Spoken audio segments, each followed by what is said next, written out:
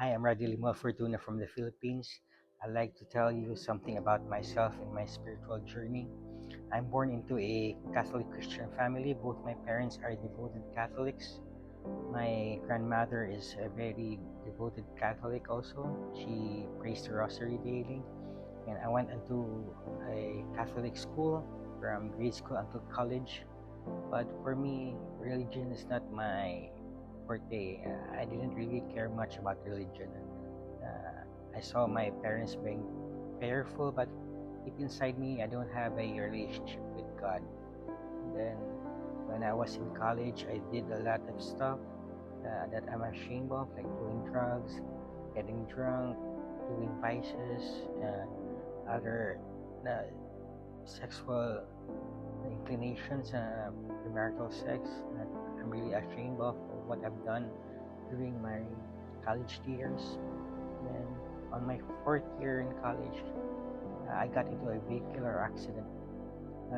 My cousins and I and our friends got really drunk, and then our van ran into a wall. And if you can see the van, you would believe that the person inside is still alive. My bone got damaged, my skull here.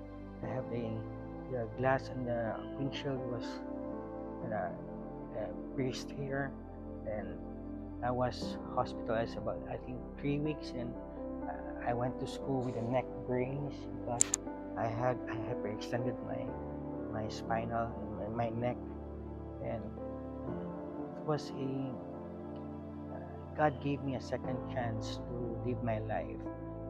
I remember when I was in the hospital, I was holding the hand of my father. I was always asking for forgiveness. Sorry, what I've done, because I felt ashamed and I felt lost. But after that experience, I realized I was given a second chance. Maybe I had a purpose in life. And as I grew older, to tell you, I have a bipolar disorder. And my first admittance into a facility in a psychiatric facility, uh, I was it was very tragic. It was very painful for me. It was very scary. When they got me at my home, they tried the personals in the mental facility tried to uh, put a pillow on my head so that he could handcuff me, and I was shouting to my wife to help me, but my wife was restrained by my cousins and her sister so that I could be taken to a psychiatric hospital. And I was chained, I was handcuffed on my hands and my feet. I was dragged down from the second floor into the van, and in the van I was humiliated. They say that I was a drug addict, and we didn't know. The facility didn't inform them that I am not a drug addict. I had a bipolar episode. I have a bipolar disorder. Then when I reached psychiatric facility, I was chained into the bed, both my feet and arms. I was isolated for about more than a week, and when I ate, they only just handcuff my other arms and feet. I have to take a urinate, like handcuff, take off one of my handcuffs, and I have to go sideways to urinate. And I only can stand up when I have to go to defecate in the bathroom. It's really hard for me. I was crying all the time. Imagine you're just lying in bed with handcuffs on your feet and your arms, and then you don't know what will happen to you. There's no visitors whatsoever, and it was a very painful experience for me.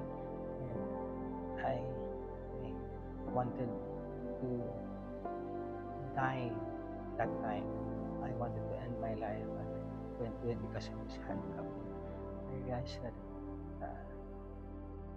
I'm I called Jesus Christ to give me strength to helped me overcome my struggles in the psychiatric hospital facility.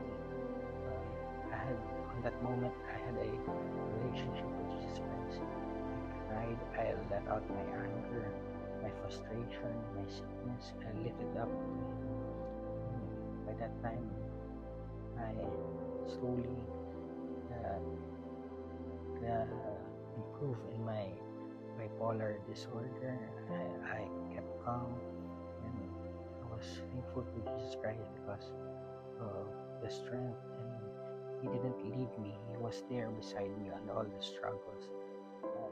I was admitted there for about 1 month, more than 1 month, and it was a painful but eye-opening experience for me. And I realized that religion is not about believing in God alone. It is having a relationship with God, having a relationship with Jesus Christ, our Lord and Savior. Because without a relationship, it will mean nothing. If you don't accept Jesus Christ as your Lord and Savior, it will mean nothing. And I realized that what Jesus went through to die for our sins is not comparable to what I have experienced. Imagine you were humiliated.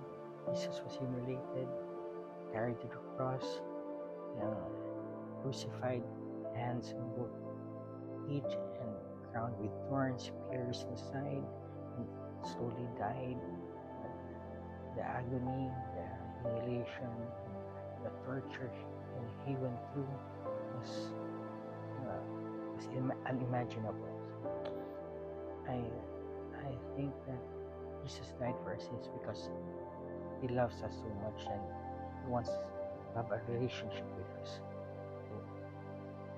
And this is my testimony that no matter how hard life is, if you have a relationship with Jesus Christ, nothing is impossible. You can overcome any problems that comes your way.